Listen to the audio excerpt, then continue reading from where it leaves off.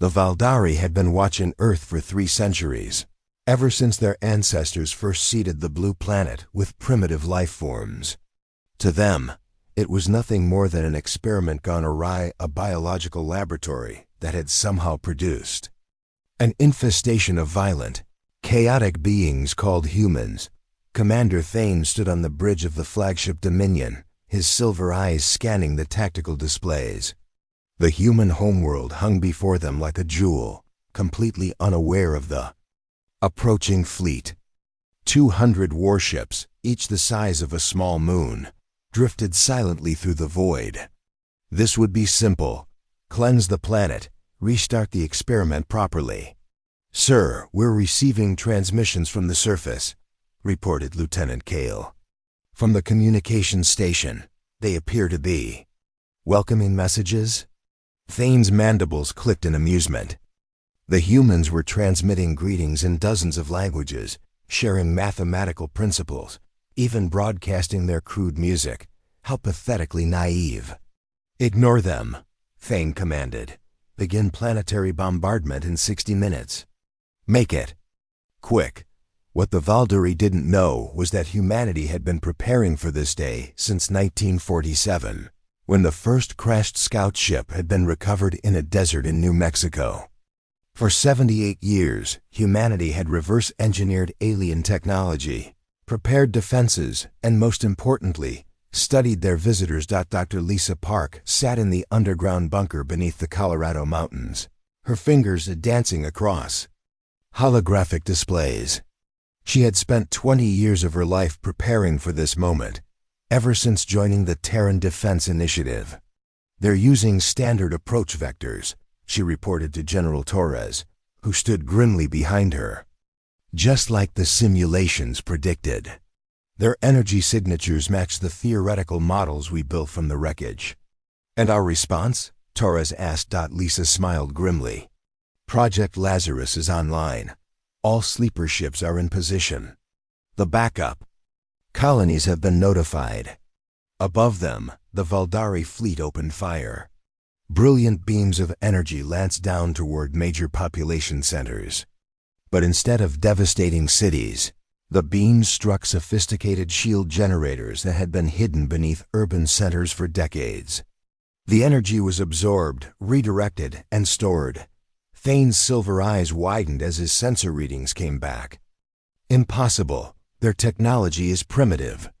How are they deflecting our weapons?" "Sir," Kale's voice was tense, "we're detecting massive energy buildups across the planet. Multiple launch signatures." The first wave of human counterattack came.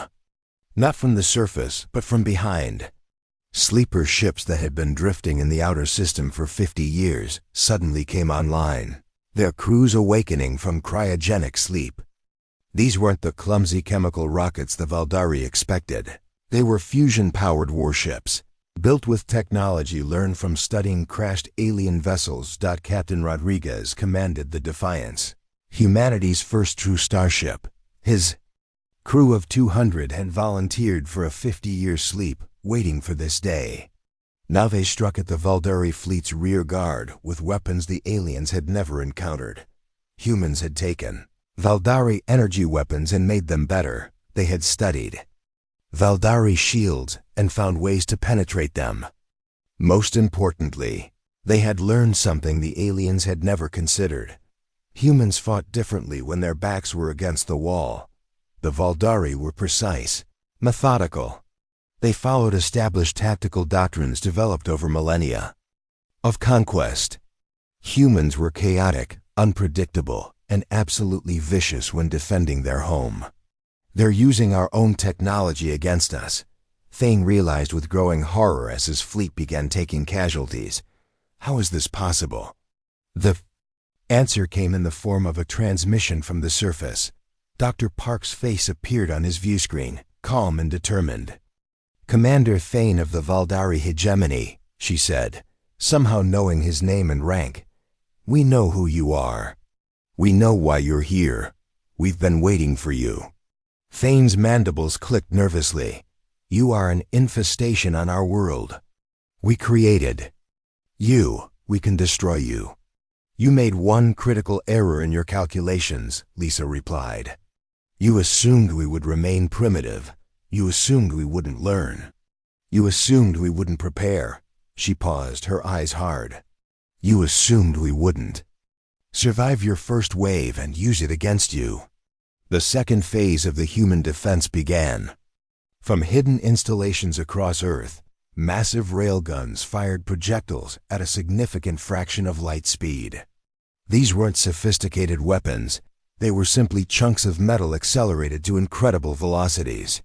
The Valdari shields, designed to stop energy weapons, were useless against kinetic bombardment. Ship after ship in the Valdari fleet began to buckle and break apart.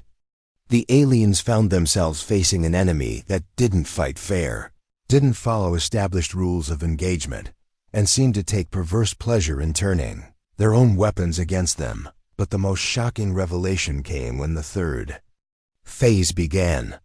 Sir, Kale reported, his voice shaking, we're detecting launch signatures from their outer planets. Multiple ships heading for our territory. Thane realized the terrifying truth. Humanity hadn't just prepared to defend Earth. They had prepared to take the fight to the Valdari home systems. While his fleet was trapped here, human sleeper ships were already heading toward Valdari worlds with coordinates extracted from captured navigation systems decades ago. The hunters had become the hunted. Recall the fleet, Thane ordered desperately. Emergency jump to home system, now.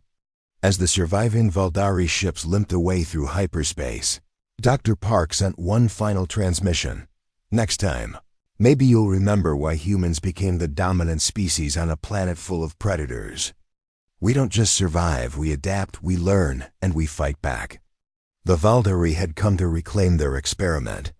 Instead, they learned why some experiments should be left alone. Earth belonged to humanity now, and they intended to keep it that way.